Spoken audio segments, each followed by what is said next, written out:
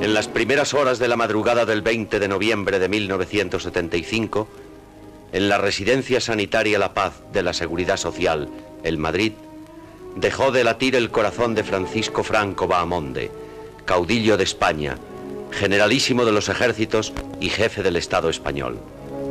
Tan pronto como fue comunicada la noticia, las banderas ondearon a media asta en todos los edificios públicos y en las embajadas de los países con que España mantiene relaciones diplomáticas.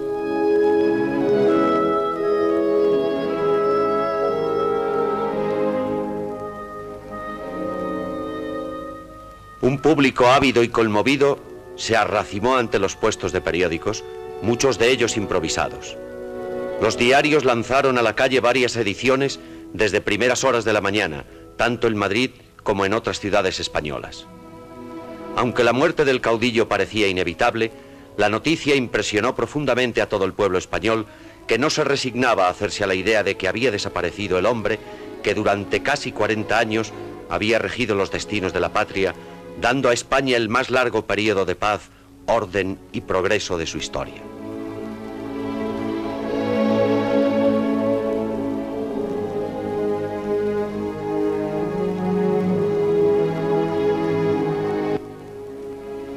A las 11:30 de la mañana de ese mismo día, el féretro que contenía el cuerpo de Franco era trasladado desde la Residencia Sanitaria La Paz al Palacio del Pardo.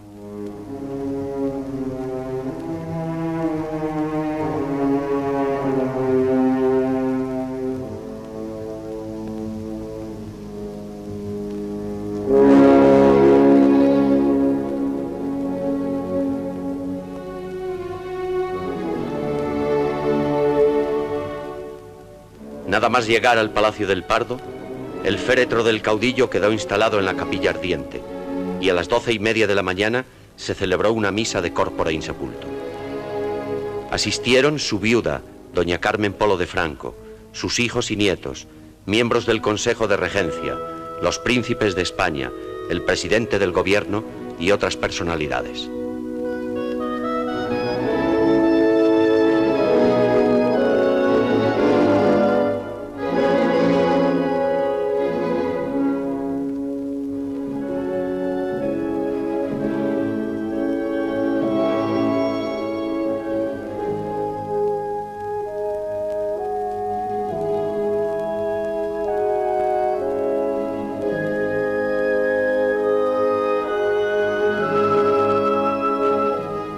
Ofició la Santa Misa el cardenal Vicente Enrique y Tarancón, arzobispo de Madrid y presidente de la Conferencia Episcopal, quien pronunció una homilía en la que puso de relieve la entrega total, incansable, de Franco al servicio de la comunidad nacional.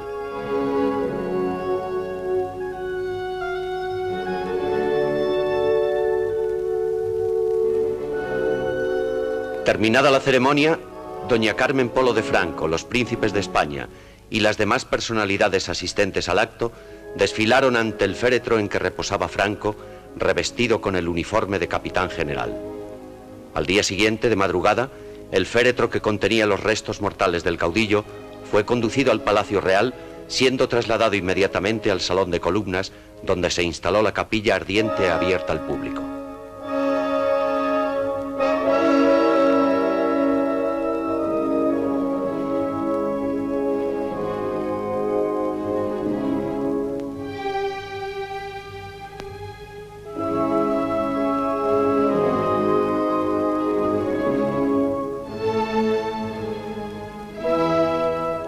A las 7 de la mañana se iniciaron los turnos de vela.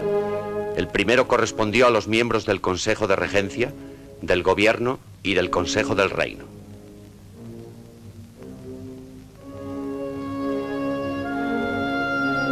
Fuerzas de los tres ejércitos rendían honores en el velatorio. Inmediatamente comenzó el desfile del pueblo. Una muchedumbre incalculable hacía cola en respetuoso silencio desde las primeras horas de la mañana, en espera de poder testimoniar su condolencia y sentimiento.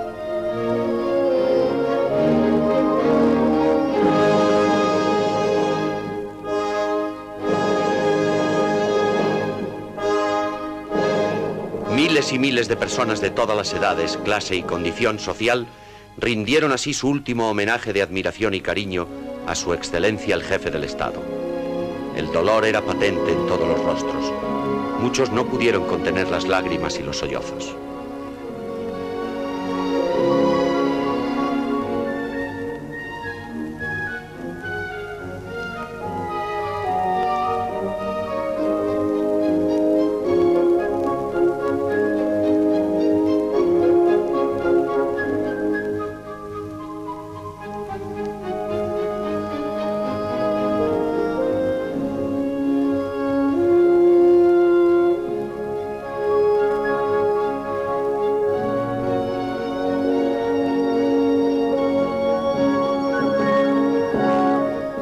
El desfile de los madrileños y de multitud de españoles venidos de todos los rincones de la patria se prolongó hasta las primeras horas de la mañana siguiente. Y mientras el pueblo español sigue pasando ante el féretro, vamos a evocar la figura del hombre que como militar, estadista y político llenó por completo las 3/4 partes de la historia de nuestro siglo.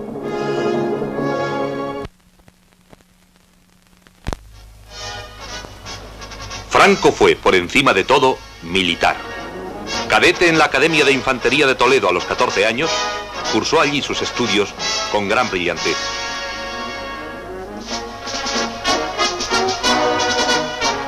Destinado por petición suya a la zona del Protectorado de Marruecos, participó en diversas campañas de la Guerra de África. Allí forjó sus virtudes castrenses, que hicieron de él uno de los oficiales del ejército más estimados por el mando. Sus ascensos en la carrera militar fueron siempre por méritos de guerra, alcanzando el grado de comandante a los 23 años y el de general a los 33, lo que hizo de él el más joven militar europeo de su época que ostentaba dicha graduación.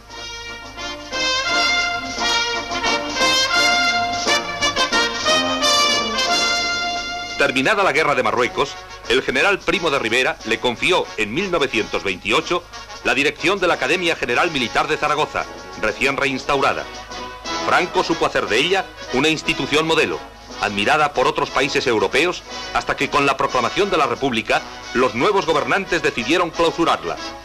Franco guardó siempre un imborrable recuerdo de aquellos primeros años de su vida militar, y así, cuando terminó la Guerra Civil, volvió a reunirse con sus compañeros de armas en las ruinas del Alcázar de Toledo, símbolo supremo de heroísmo y abnegación.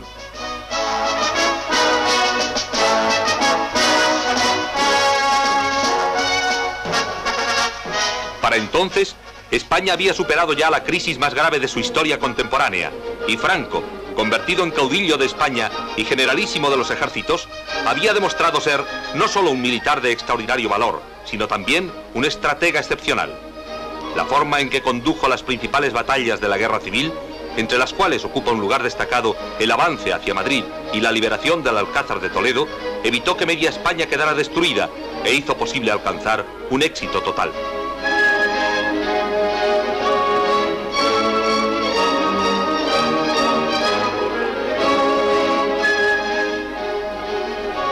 Esto es lo que España entera supo reconocer al terminar la guerra, concediendo a Franco la Gran Cruz Laureada de San Fernando, que le fue impuesta por el general Varela, coincidiendo con el primer desfile de la victoria. En virtud de lo dispuesto en el artículo 35 del reglamento de la Orden de San Fernando, por alcanzarle plenamente sus preceptos y previos los trámites reglamentarios que en el mismo se exigen, se concede al capitán general del Ejército y de la Armada, generalísimo de los ejércitos de tierra, mar y aire, excelentísimo señor don Francisco Franco Bamonde, la Gran Cruz Laureada de San Fernando, dada en Madrid en el día de la victoria.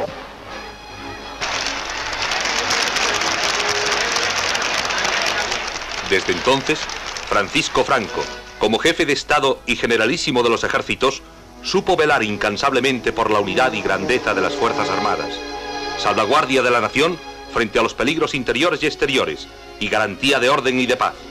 Y así, durante 36 años consecutivos, jamás dejó de presidir la gran parada militar conmemorativa del final de la Guerra de Liberación, pasando revista a unas Fuerzas Armadas en constante perfeccionamiento y modernización.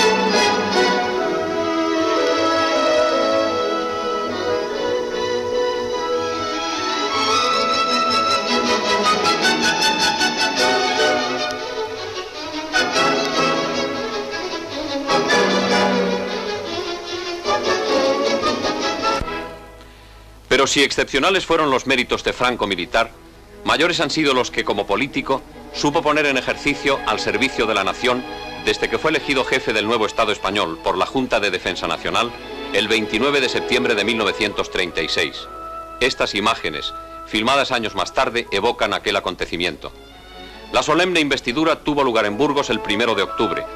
Con tal motivo, Franco tuvo ocasión de recibir un cálido homenaje demostrativo del consenso popular, que se repetiría luego una y otra vez a lo largo de su dilatada y fecunda magistratura. Son reveladoras y proféticas las palabras que con tal motivo el caudillo dirigió a toda la nación.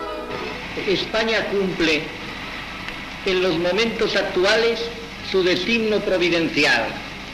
Como en otras épocas, derrama ahora su sangre en defensa de la civilización. El mundo, en un mañana próximo, comprenderá la magnitud del sacrificio y entonará sus cantos de agradecimiento. Pero apenas consolidada la paz española, estallaría la Segunda Guerra Mundial. Y una vez más Franco tendría que poner a prueba todas sus dotes de político y diplomático para mantener a España apartada de la contienda. La histórica entrevista con Hitler en Hendaya demostraría al mundo que Franco no era en absoluto un peón en manos de los países totalitarios. Como declaró más tarde un testigo presencial, Hitler se sintió terriblemente contrariado por la negativa de Franco a entrar en la guerra, afirmando que preferiría que le sacasen todos los dientes antes que tener que enfrentarse de nuevo con el general español.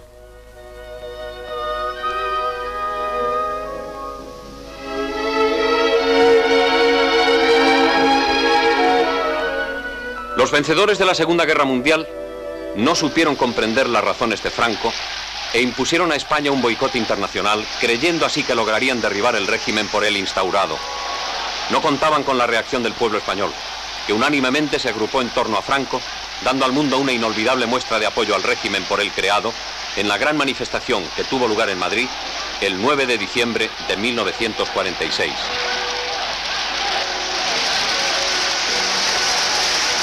Poco a poco, las razones de Franco se fueron abriendo paso y España, que contó siempre con el apoyo de los países árabes y de algunos iberoamericanos, volvió a ser admitida en el concierto internacional.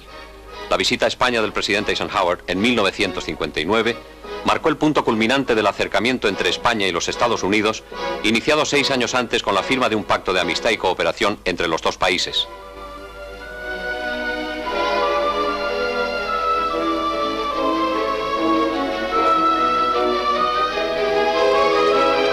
En años sucesivos, los lazos de amistad con Norteamérica se fueron consolidando y España, que había sido admitida en las Naciones Unidas en 1955, volvió a tener voz y voto en la comunidad internacional.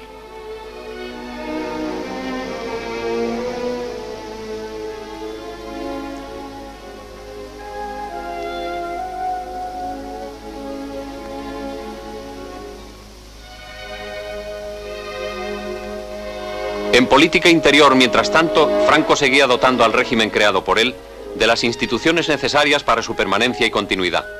Tales medidas culminaron con la promulgación de la Ley Orgánica del Estado y el nombramiento de don Juan Carlos de Borbón como sucesor en la jefatura del Estado a título de rey. Consciente de mi responsabilidad ante Dios y ante la historia, y valorando con toda objetividad las condiciones que concurren en la persona del príncipe don Juan Carlos de Borbón y Borbón, que perteneciendo a la dinastía que reinó en España durante varios siglos, ha dado claras muestras de lealtad a los principios e instituciones del régimen, se halla estrechamente vinculado a los ejércitos de tierra, mar y aire, en los cuales forjó su carácter, y al correr de los últimos 20 años ha sido perfectamente preparada para la alta misión a que podía ser llamado, y por otra parte, al reunir las condiciones que determina el artículo 11 de la Ley de Sucesión en la jefatura del Estado, he decidido proponerle a la patria como mi sucesor.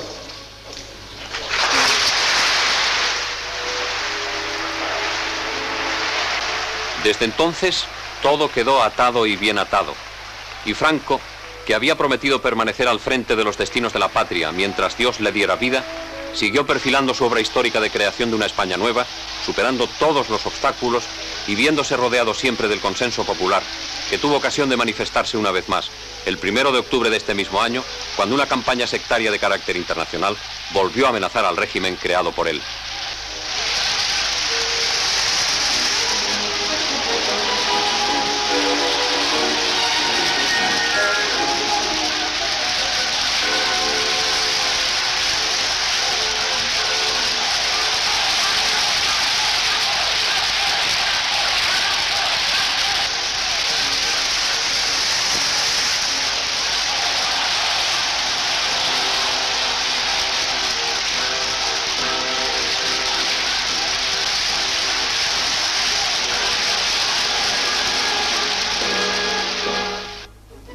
La obra histórica de Franco se materializó a lo largo de los años en una serie de realizaciones que han transformado España.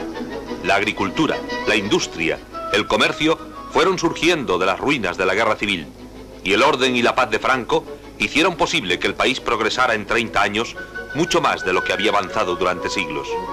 España es hoy la 10ª potencia industrial del mundo, y los españoles gozan de un nivel de vida que nuestros abuelos no pudieron soñar.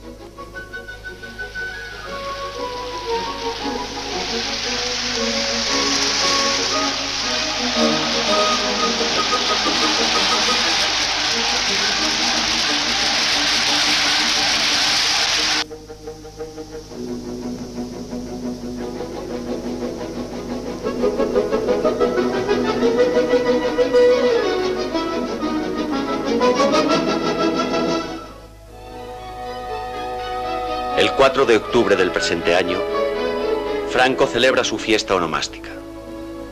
Con tal motivo tuvo lugar en el Pardo una misa de campaña a la que asistieron con el caudillo y su esposa los príncipes de España, el presidente de las Cortes, el presidente del gabinete, miembros del gobierno y otras autoridades civiles y militares. Fue una de las últimas apariciones públicas del caudillo que a sus 83 años seguía al frente de los destinos de la patria. Nada hacía sospechar que unos días más tarde un ataque gripal desencadenaría el proceso que le acarrearía la muerte. Sin embargo, tal vez él, en esos momentos especialmente emotivos, pasaría revista a su dilatada vida al servicio de la patria y brotarían incontenibles los recuerdos más íntimos de su existencia, pues no hay que olvidar que bajo el militar, el político y el estadista excepcionales estaba el hombre que amaba las cosas sencillas, el sosiego de una vida familiar que raras veces pudo disfrutar. Porque Francisco Franco, caudillo de España, que ha entrado ya en la historia y en la eternidad, fue, además de todas esas cosas, padre de familia y esposo ejemplar, que supo rodearse del cariño de los suyos, no solo en las circunstancias señaladas por los grandes acontecimientos familiares, sino también, día a día, en la intimidad del hogar, bien en el Palacio del Pardo, bien en sus escasos momentos de expansión y reposo veraniegos en el Pazo de Meirás.